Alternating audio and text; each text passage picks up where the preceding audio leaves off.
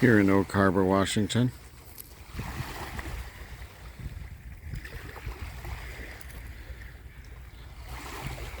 Beautiful town. Heading for the Philippines soon. Retire. Cebu. Most likely Cebu. We're not sure. We may do Davao. But anyway, I thought I'd share some thoughts about housemaids in the Philippines. We've been through quite a number of relatives and friends and different people trying to get help for us in the Philippines, and it's been a struggle because so many of them have family issues that are going on. Many of them are a little on the young side, so they can get their feelings hurt, and especially as we get older and we're a little more reactive. And so after about, think about 6 or 7 different housemaids that we went through, I finally thought, you know what, I'm going to start looking online to see if I can find any agencies in the Philippines. And fortunately, I found one real quickly, because Bing was alone over there and she had to have someone with her for various reasons. She has spinal stenosis and she suffers from a lot of pain, so she really needed some assistance. And so I called a company, and they're all throughout the Philippines there. There's several companies. There's housemaids.ph. There's made for you, I believe, something like that. And if you just look under Google or Facebook and type in Housemaids Philippines, you'll find the different companies. And you know, the rates for a housemaid, you know, you'll hear different people say, well, $3,000 a month.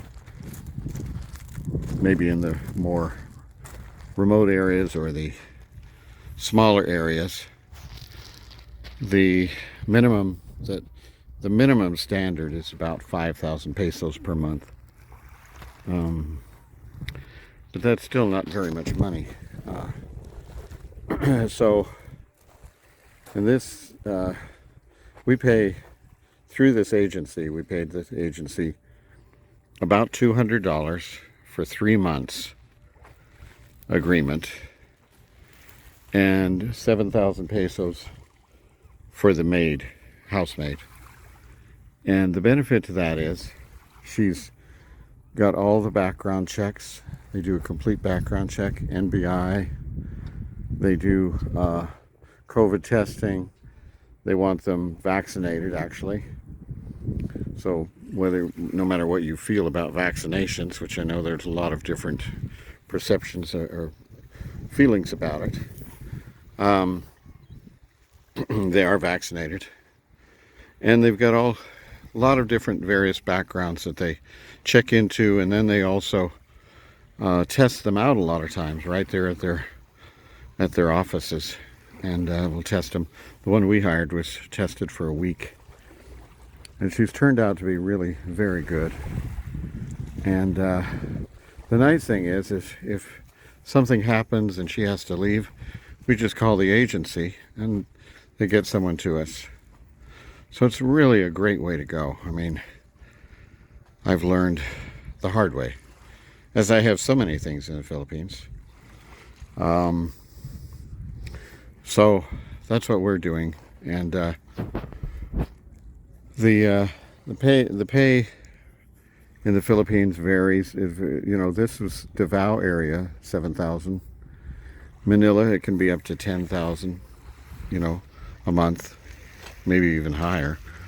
If you go with an agency, I'm not sure, but so each region is a little bit different.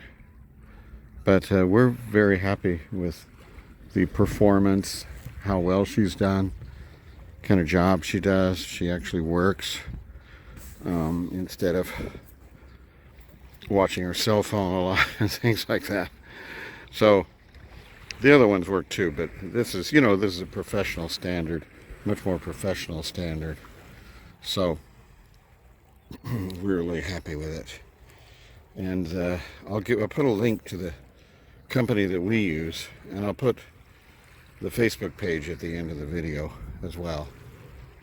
And you can take a look at it, but it really helps if you're in the Philippines. I mean, they do cleaning, they do cooking, they'll check your medications for you, make sure you have what you need. This particular company also has nurses. They have all kinds of services, actually, the one that we use. They've got painting, they've got all kinds of services. So that's a jet. This is a Navy-based town, Naval Station Whidbey. Tom Cruise came here. He was here for about 2 weeks, flying in these jets that we have called electronic jammers, in his latest movie. And so that's where we're at.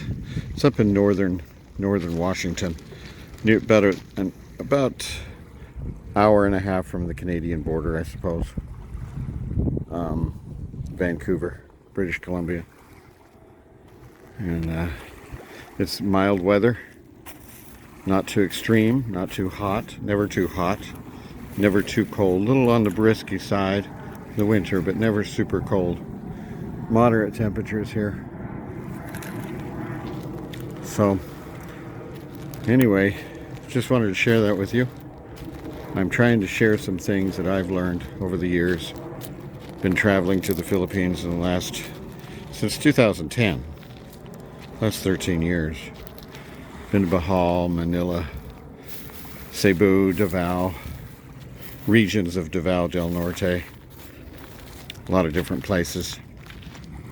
And this is something that I just came to the conclusion I'm going to go professional. We end up losing them, and then they come and go, and we really can't afford to do that. There's a fish jumping right there, and I'm not sure if that's a salmon or exactly what it is.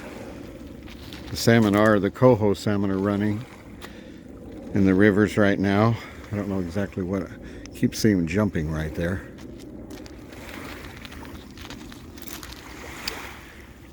Anyway, it's right there.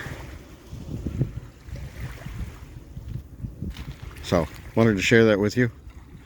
Good luck in your journey to the Philippines. I have other videos previous to this that are talking about precautions you should make regarding the age of people that you spend time with or date or even are alone with in the Philippines. They have pretty strict laws. And another one regarding health care. I'm just kind of go through the venue of issues and then leave it at that. And once I get there, we'll continue vlogging with places in the Philippines. We have a Philippine section of our channel that has a lot of Philippine videos, playlist in the Philippine playlist. Yeah, I just wanted to add one more thing I forgot to mention about the housemaids. I think the minimum wage for housemaids is supposed to be $5,000 in the Philippines. That may have changed since the pandemic. That was a couple of years ago. Also, you're required by law, actually, to pay for certain things like their,